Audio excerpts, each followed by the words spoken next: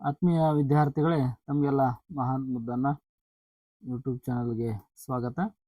ಈ ಒಂದು ವಿಡಿಯೋದಲ್ಲಿ ನಾವು 8ನೇ ತರಗತಿಯ ಸೆಕೆಂಡ್ ಲ್ಯಾಂಗ್ವೇಜ್ ಕನ್ನಡದ ಒಂದು ಪದ್ಯಪಾಠ ಅನ್ವೇಷಣೆ ಪದ್ಯಪಾಠದ ಅಭ್ಯಾಸದ ಪ್ರಶ್ನೋತ್ತರಗಳನ್ನ ಹಾಗೆ ಭಾಷಾಭ್ಯಾಸದ ಉತ್ತರಗಳನ್ನ ಈ ವಿಡಿಯೋದಲ್ಲಿ ನಾವು ನೋಡ್ತಾ ಹೋಗೋಣ. ವಿದ್ಯಾರ್ಥಿಗಳೇ, ದಯವಿಟ್ಟು ವಿಡಿಯೋನ ಲೈಕ್ ಮಾಡಿ ಹಾಗೆ ನಮ್ಮ ಚಾನಲ್ನ ಸಬ್ಸ್ಕ್ರೈಬ್ ಮಾಡ್ಕೊಳ್ರಿ ಅಂತ ಹೇಳ್ತಾ, ಈ ವಿಡಿಯೋದ ಡಿಸ್ಕ್ರಿಪ್ಷನ್ ಅಲ್ಲಿ ವಾಟ್ಸಪ್ ಚಾನಲ್ ಲಿಂಕ್ ಕೂಡ ಇದೆ. ನೀವು ಅಲ್ಲಿ ಜಾಯಿನ್ ಆದ್ರೆ ಈ ನೋಟ್ಸ್ನ PDF ಲಿಂಕ್ ಅನ್ನ ಹಾಗೆ ವಿಡಿಯೋ ಲಿಂಕ್ ಅನ್ನು ಕೂಡ ನಾನು ವಾಟ್ಸಪ್ ಚಾನಲ್ ಶೇರ್ ಮಾಡ್ತಾ ಇರ್ತೇನೆ. ಅದೇ ರೀತಿಯಾಗಿ ಈ ವಿಡಿಯೋದಲ್ಲಿ ವಿಡಿಯೋ ಡಿಸ್ಕ್ರಿಪ್ಷನ್ ಅಲ್ಲಿ ಮಹಾನ್ ಮುದ್ದನ ಬ್ಲಾಗ್ ಸ್ಪಾಟ್ ನ ಲಿಂಕ್ ಕೂಡ ಇದೆ. ಅಲ್ಲಿ ಇದೇ ಪ್ರಶ್ನೋತ್ತರಗಳನ್ನ ಗೂಗಲ್ ನಲ್ಲಿ ಇರುವಂತ ಮಹಾನ್ ಮುದ್ದನ ಬ್ಲಾಗ್ ಸ್ಪಾಟ್ ನಲ್ಲಿ ಅಪ್ಲೋಡ್ ಮಾಡಿರ್ತೇನೆ. ಅಲ್ಲಿಂದ ಕೂಡ ಈ ನೋಟ್ಸ್ ಗಳನ್ನ ನೀವು ಬರ್ಕೊಳ್ಬಹುದು, ಹಾಗೆ PDF ಅನ್ನು ಕೂಡ ಡೌನ್ಲೋಡ್ ಮಾಡ್ಕೊಳ್ಬಹುದು ಅಂತ ಹೇಳ್ತಾ ವಿಡಿಯೋವನ್ನ ಸ್ಟಾರ್ಟ್ ಮಾಡೋಣ. ಕೆಳಗೆ ನೀಡಿರುವ ಪದ್ಯದ ಸಾಲುಗಳನ್ನ ಪೂರ್ಣಗೊಳಿಸಿರಿ. ಎಲ್ಲೋ ಹುಡುಕಿದೆ ಇಲ್ಲದ ದೇವರ ಕಲ್ಲು ಮಣ್ಣುಗಳ ಗುಡಿಯೊಳಗೆ, ಒಳಗಿನ ತಿಳಿಯನು ಕಲಕದೆ ಇದ್ದರೆ ಅಮೃತದ ಸವಿ ಇದೆ ನಾಲಗೆಗೆ, ಹತ್ತಿರವಿದ್ದು ದೂರ ನಿಲ್ಲುವೆವು ಎಷ್ಟು ಕಷ್ಟವೋ ಹೊಂದಿಕೆ ಎಂಬುದು 4 ದಿನದ ಈ ಬದುಕಿನಲ್ಲಿ. ಕೆಳಗಿನ ಪ್ರಶ್ನೆಗಳಿಗೆ ಒಂದು ವಾಕ್ಯದಲ್ಲಿ ಉತ್ತರಿಸಿರಿ. ಕವಿ GS ಶಿವರುದ್ರಪ್ಪನವರು ಮೊದಲು ದೇವರನ್ನು ಎಲ್ಲಿ ಹುಡುಕಿ ವಿಫಲರಾದರು? ಉತ್ತರ: ಕವಿ GS ಶಿವರುದ್ರಪ್ಪನವರು ಮೊದಲು ಕಲ್ಲು ಮಣ್ಣುಗಳ ಗುಡಿಯೊಳಗೆ ದೇವರನ್ನು ಹುಡುಕಿ ವಿಫಲರಾದರು. ನಂದನ ಮತ್ತು ಬಂಧನ ಅಂದರೆ ಏನು? ಅವು ಎಲ್ಲಿವೆ? ನಂದನ ಎಂದರೆ ಸ್ವರ್ಗ ಮತ್ತು ಬಂಧನ ಎಂದರೆ ಸೆರೆ, ಅವು ನಮ್ಮೊಳಗೆ ಇವೆ. ಮೂರನೇ ಪ್ರಶ್ನೆ: ಅಮೃತದ ಸವಿ ಇದೆ. ಅಮೃತದ ಸವಿ ನಾಲಿಗೆಗೆ ಯಾವಾಗ ಸಿಗುತ್ತದೆ? ನಮ್ಮ ಒಳಗಿನ ತಿಳಿಯಾದ ಮನಸ್ಸನ್ನು ಕೆಟ್ಟ ಆಲೋಚನೆಗಳಿಂದ ಕಲಕದೆ ಇದ್ದರೆ ನಾಲಿಗೆಗೆ ಅಮೃತದ ಸವಿ ಸಿಗುತ್ತದೆ. ನಾಲ್ಕನೇ ಪ್ರಶ್ನೆ: ಮಾನವನಲ್ಲಿ ಅಹಂ ತುಂಬಿದಾಗ ಹೇಗೆ ವರ್ತಿಸುತ್ತಾನೆ? ಮಾನವನಲ್ಲಿ ಅಹಂ ತುಂಬಿದಾಗ ಎಲ್ಲರ ಹತ್ತಿರವಿದ್ದರೂ ಪರಸ್ಪರ ದೂರ ನಿಲ್ಲುವಂತೆ ವರ್ತಿಸುತ್ತಾನೆ. ಕೆಳಗಿನ ಪ್ರಶ್ನೆಗಳಿಗೆ 3-4 ವಾಕ್ಯಗಳಲ್ಲಿ ಉತ್ತರಿಸಿರಿ. ಕವಿ GS ಅವರು ದೇವರನ್ನು ಅನ್ವೇಷಿಸಿದ ಬಗೆ ಹೇಗೆ? ಕವಿ GS ಶಿವರುದ್ರಪ್ಪನವರು ಮೊದಲು ದೇವರನ್ನು ಕಲ್ಲು ಮಣ್ಣುಗಳ ಗುಡಿಯೊಳಗೆಲ್ಲ ಹುಡುಕಿದರು. ನೋಡ್ರಿ, GSS ಅಂದ್ರೇನೆ ಬುಗ್ಗರಿ ಶಾಂತ ವೀರಪ್ಪ ಶಿವರುದ್ರಪ್ಪ ಅಂತ ಅರ್ಥ. ಹೀಗಾಗಿ GS ಶಿವರುದ್ರಪ್ಪ ಅಂತ ಕರಿತೀವಿ, GSS ಅಂತ ಕರಿತೀವಿ. ಓಕೆನಾ? ಕೇವಲ ಶಿವರುದ್ರಪ್ಪನವರು ಕೂಡ ಅಂತ ಕರಿತೀವಿ. ಹೀಗಾಗಿ ಕವಿ ಶಿವರುದ್ರಪ್ಪನವರು ಮೊದಲು ದೇವರನ್ನು ಕಲ್ಲು ಮಣ್ಣುಗಳ ಗುಡಿಯೊಳಗೆಲ್ಲ ಹುಡುಕಿದರು, ಆದರೆ ನಿಜವಾದ ದೇವರು ಅಲ್ಲಿರಲಿಲ್ಲ. ಬದಲಾಗಿ ನಮ್ಮೊಳಗೆ ಇರುವ ಪ್ರೀತಿ ಮತ್ತು ಸ್ನೇಹಗಳನ್ನು ನಾವು ಗುರುತಿಸದಾದೆವು ಎಂದು ತಿಳಿಸುವ ಮೂಲಕ ಅವರು ದೇವರನ್ನು ಅನ್ವೇಷಿಸಿದ ಬಗೆಯನ್ನು ಕವನದಲ್ಲಿ ವರ್ಣಿಸಿದ್ದಾರೆ. ಕವಿ ಹೇಳುವಂತೆ ಬದುಕಿನಲ್ಲಿ ಯಾವುದು ಕಷ್ಟ? ಅದನ್ನು ಪಡೆಯುವುದು ಹೇಗೆ? ಉತ್ತರ: 4 ದಿನದ ಈ ಬದುಕಿನಲ್ಲಿ ಇತರರೊಂದಿಗೆ ಹೊಂದಿಕೆ ಅಥವಾ ಹೊಂದಾಣಿಕೆಯಿಂದ ಬಾಳುವುದು ಬಹಳ ಕಷ್ಟ ಎಂದು ಕವಿ ಹೇಳುತ್ತಾರೆ. ನಮ್ಮಲ್ಲಿರುವ ಅಹಂಕಾರದ ಕೋಟೆಯನ್ನು ಕೆಡವಿ ಇತರರೊಡನೆ ಪ್ರೀತಿ ಸ್ನೇಹದಿಂದ ಬೆರೆತಾಗ ಮಾತ್ರ ಈ ಹೊಂದಾಣಿಕೆಯನ್ನು ಪಡೆಯಲು ಸಾಧ್ಯವಾಗುತ್ತದೆ. ಇನ್ನು ಸಂದರ್ಭದೊಡನೆ ವಿವರಿಸಿ ನೋಡ್ರಿ. ಪ್ರೀತಿ ಸ್ನೇಹಗಳ ಗುರುತಿಸದಾದೆವು ನಮ್ಮೊಳಗೆ. ಈ ವಾಕ್ಯವನ್ನು ಡಾಕ್ಟರ್ GS ಶಿವರುದ್ರಪ್ಪನವರು ಬರೆದಿರುವ ಗೋಡೆ ಅನ್ನುವಂತ ಕವನ ಸಂಕಲನದಿಂದ ಆಯ್ದ ಅನ್ವೇಷಣೆ ಎಂಬ ಪದ್ಯದಿಂದ ಆರಿಸಲಾಗಿದೆ. ಈ ರೀತಿಯಾಗಿ ಆಯ್ಕೆ, ಸಂದರ್ಭ, ಸ್ವಾರಸ್ಯ ಅಂತ 3 ಹಂತಗಳಲ್ಲಿ ಉತ್ತರವನ್ನ ಬರೀಬೇಕಾಗ್ತದೆ. ಈಗ ಸಂದರ್ಭವನ್ನ ನೋಡ್ರಿ. ನಾವು ಕಲ್ಲು ಮಣ್ಣುಗಳ ಗುಡಿಯಲ್ಲಿ ದೇವರನ್ನು ಹುಡುಕುತ್ತೇವೆ, ಆದರೆ ನಿಜವಾದ ದೇವರಾದ ಪ್ರೀತಿ ಸ್ನೇಹಗಳು ನಮ್ಮೊಳಗೆ ಇದ್ದರೂ ಅಹಂಕಾರದಿಂದಾಗಿ ಅದನ್ನು ನಾವು ಗುರುತಿಸುತ್ತಿಲ್ಲ ಎಂದು ಕವಿಯು ವಿಷಾದದಿಂದ ಹೇಳುವ ಸಂದರ್ಭ ಇದಾಗಿದೆ. ಸ್ವಾರಸ್ಯ: ಕೃತಕವಾದ ಬಾಹ್ಯ ಆಡಂಬರಗಳಿಗಿಂತ ಮನುಷ್ಯನ ಆಂತರಿಕ ಮೌಲ್ಯಗಳೇ ಶ್ರೇಷ್ಠ ಎಂಬುದು ಈ ವಾಕ್ಯದ ಸ್ವಾರಸ್ಯವಾಗಿದೆ. ಎರಡನೇ ಹೇಳಿಕೆ ನೋಡ್ರಿ. ಸಂದರ್ಭ: ಅಮೃತದ ಸವಿ ಇದೆ ನಾಲಗೆಗೆ. ಈ ವಾಕ್ಯವನ್ನು ಡಾಕ್ಟರ್ GS ಶಿವರುದ್ರಪ್ಪನವರು ಬರೆದಿರುವ ಗೋಡೆ ಕವನ ಸಂಕಲನದಿಂದ ಆಯ್ದ ಅನ್ವೇಷಣೆ ಎಂಬ ಪದ್ಯದಿಂದ ಆರಿಸಲಾಗಿದೆ. ಸಂದರ್ಭ: ಸ್ವರ್ಗ ಮತ್ತು ನರಕಗಳೆರಡೂ ನಮ್ಮೊಳಗೆ ಇವೆ.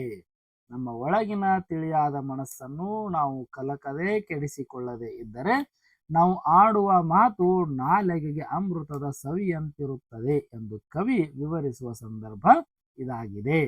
ಸ್ವಾರಸ್ಯ, ನಮ್ಮ ಅಂತರಂಗದ ಶುದ್ಧಿಯೇ ನಮ್ಮ ಆಡುವ ಮಾತಿನ ಸೌಂದರ್ಯವನ್ನು ಹೆಚ್ಚಿಸುತ್ತದೆ ಎಂಬುದು ಇದರ ಒಳಾರ್ಥವಾಗಿದೆ. ಇನ್ನು ಮೂರನೇದು ನೋಡ್ರಿ, ಹತ್ತಿರವಿದ್ದೂ ದೂರ ನಿಲ್ಲುವೆವು. ಆಯ್ಕೆ, ಈ ವಾಕ್ಯವನ್ನು ಡಾಕ್ಟರ್ GS ಶಿವರುದ್ರಪ್ಪನವರು ಬರೆದಿರುವ ಗೋಡೆ ಕವನ ಸಂಕಲನದಿಂದ ಆಯ್ದ ಅನ್ವೇಷಣೆ ಎಂಬ ಪದ್ಯದಿಂದ ಆರಿಸಲಾಗಿದೆ. ಸಂದರ್ಭ, ಮನುಷ್ಯರಾದ ನಾವು ಅಹಂಕಾರದ ಅಹಮ್ಮಿನ ಕೋಟೆಯನ್ನು ಕಟ್ಟಿಕೊಂಡು ಪರಸ್ಪರ ಪ್ರೀತಿಯಿಂದ ಬೆರೆಯದೆ ಭೌತಿಕವಾಗಿ ಎಲ್ಲರ ಹತ್ತಿರವಿದ್ದರೂ ಮಾನಸಿಕವಾಗಿ ದೂರ ನಿಲ್ಲುವೆವು ಎಂದು ಕವಿಯು ಮನುಷ್ಯನ ಸ್ವಭಾವವನ್ನು ವಿವರಿಸುವ ಸಂದರ್ಭ ಇದಾಗಿದೆ. ಸ್ವಾರಸ್ಯ, ಅಹಂಕಾರವನ್ನು ಸಂಪೂರ್ಣವಾಗಿ ತೊರೆದು ಎಲ್ಲರೊಂದಿಗೆ ಪ್ರೀತಿ ಹಾಗೂ ಹೊಂದಾಣಿಕೆಯಿಂದ ಬೆರೆತು ಬದುಕುವುದೇ ನಿಜವಾದ ಜೀವನ ಎಂಬುದು ಈ ವಾಕ್ಯದ ಆಶಯವಾಗಿದೆ. ಮತ್ತೆ ಬಿಟ್ಟ ಸ್ಥಳಗಳನ್ನ ಕೊಟ್ಟಿದ್ದಾರೆ ನೋಡ್ರಿ. ಬಿಟ್ಟ ಸ್ಥಳಗಳನ್ನು ನೀಡಿರುವ 4 ಆಯ್ಕೆಯ ಉತ್ತರಗಳಿಂದ ಸರಿಯಾದದನ್ನು 5 ಬರೆಯಿರಿ ಅಂತಿದೆ.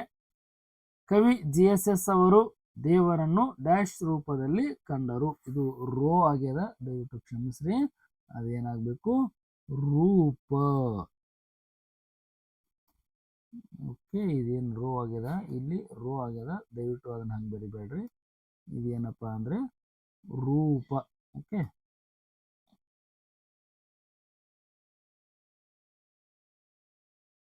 ರೂಪ. ಕವಿ GSS ಅವರು ದೇವರನ್ನು ಡ್ಯಾಶ್ ರೂಪದಲ್ಲಿ ಕಂಡರು ಅಂದ್ರೆ ಪ್ರೀತಿ ಸ್ನೇಹಗಳ ರೂಪದಲ್ಲಿ ಕಂಡರು. ಅದವರು ಹೇಳ್ತಾರಲ್ಲ, ಇಲ್ಲೇ ಇರುವ ಪ್ರೀತಿ ಸ್ನೇಹಗಳ ಗುರುತಿಸದಾದೆವು ನಮ್ಮೊಳಗೆ. ಬದುಕಿನಲ್ಲಿ ಡ್ಯಾಶ್ ಎಂಬುದು ಕಷ್ಟ ಎಂದು ಕವಿ ಹೇಳುತ್ತಾರೆ. ತರ ಹೊಂದಾಣಿಕೆ ಅಥವಾ ಹೊಂದಿಕೆ ಅಂದ್ರೆ ಪದ್ಯದೊಳಗೆ ಹೊಂದಿಕೆ ಅಂತ ಬಂದಿದೆ. ಹೊಂದಿಕೆ ಪದದ ಅರ್ಥ ಹೊಂದಾಣಿಕೆ. ನಮ್ಮೊಳಗಿನ ತಿಳಿಯನು ಕಲಕದೆ ಇದ್ದರೆ ನಾಲಿಗೆಗೆ ಡ್ಯಾಶ್ ಇದೆ. ನಮ್ಮೊಳಗಿನ ತಿಳಿಯನು ಕಲಕದೆ ಇದ್ದರೆ ನಾಲಿಗೆಗೆ ಅಮೃತದ ಸವಿ ಇದೆ ಅಥವಾ ಅಮೃತ ಇದೆ. ಅಮೃತದ ಸವಿ ಅಂತ ಬರೆದ್ರು. ಓಕೆ, 4ನೇದು ನೋಡ್ರಿ. ಅಹಂ ಇರುವ ವ್ಯಕ್ತಿ ಜನರಿಗೆ ಡ್ಯಾಶ್ ಆಗುತ್ತಾನೆ, ದೂರ ಆಗುತ್ತಾನೆ. ವಶಾಭ್ಯಾಸ, ಕೆಳಗಿನ ಪದಗಳಿಗೆ ಸಮಾನಾರ್ಥಕ ಬರೆಯಿರಿ. ಗುಡಿ ಅಂದ್ರೆ ದೇವಾಲಯ, ಮಂದಿರ. ಹತ್ತಿರ ಅಂದ್ರೆ ಸಮೀಪ, ಬಳಿ ಅಂತ ಅರ್ಥ. ಬಂಧನ ಅಂದ್ರೆ ಸೆರೆ, ಕಟ್ಟು, ಬಂಧಿಸು ಅದ. ಸ್ನೇಹ ಅಂದ್ರೆ ಗೆಳೆತನ, ಪ್ರೀತಿ ಅಲ್ವಾ.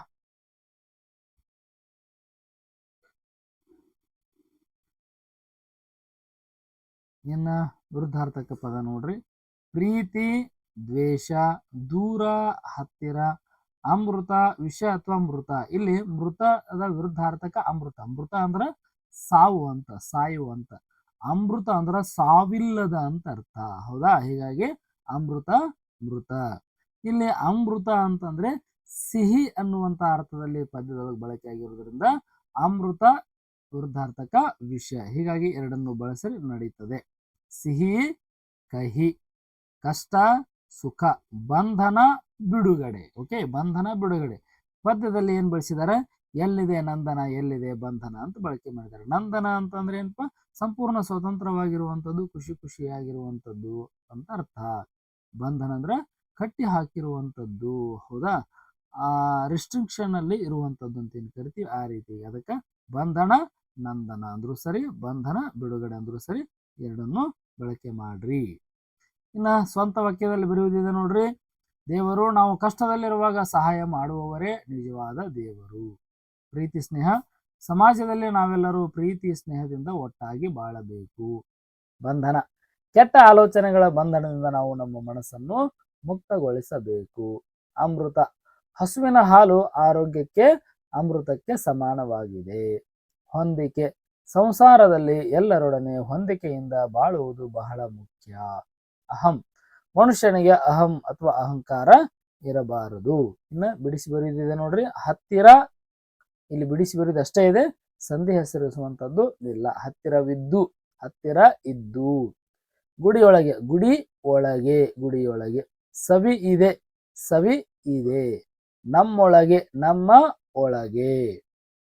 ಇನ್ನ ಇಲ್ಲಿ ಕೊಟ್ಟಿರುವ ಸುಳಿವು ಪದಗಳನ್ನ ಬಳಸಿ ಜೋಡಿ ಪದಗಳನ್ನ ಬರೆಯುವುದಿದೆ ನೋಡ್ರಿ.